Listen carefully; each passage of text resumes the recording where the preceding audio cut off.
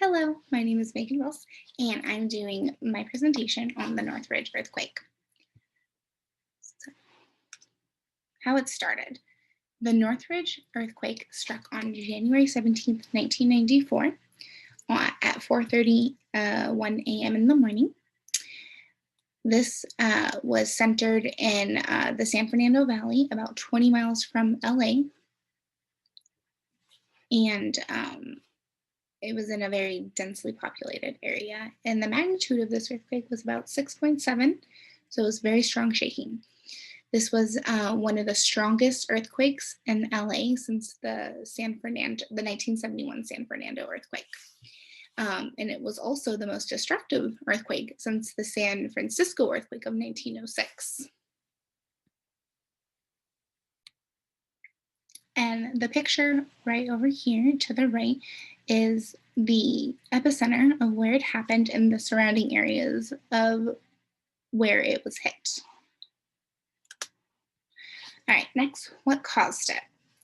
So what caused the Northridge earthquake to happen was that it was on an undiscovered blind thrust fault, which is a buried fault way under the surface, which is what we have right over here. And when it strikes, it doesn't come up to the surface. So it makes it really hard for geologists to help prepare for this type of an earthquake. This fault line is definitely a lot greater because there's more earthquakes happening on this fault line, and then it causes such a great threat to us. And we don't even know that these earthquakes or when they're going to strike.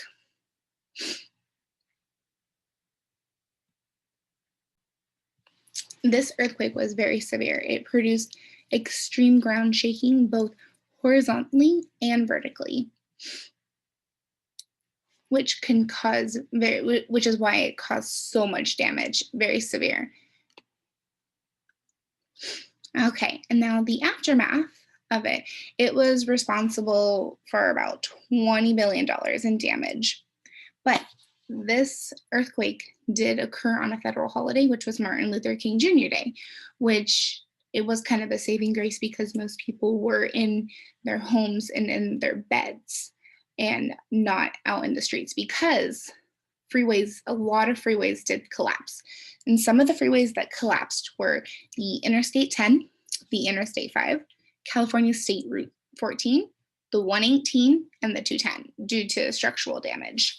And a lot of structural damage was caused from not having the right support that was needed.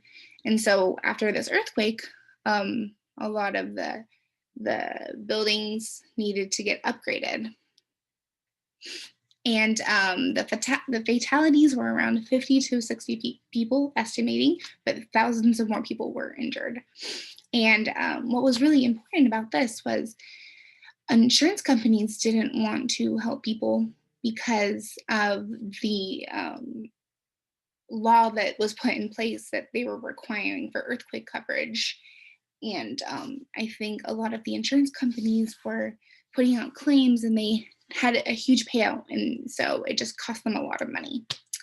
And so this earthquake was a really, really extreme earthquake. I don't remember, I was really little when this earthquake happened, but my mom seems to remember holding us in the doorway in the morning. So yeah, so that was my presentation on the Northridge earthquake. Thank you.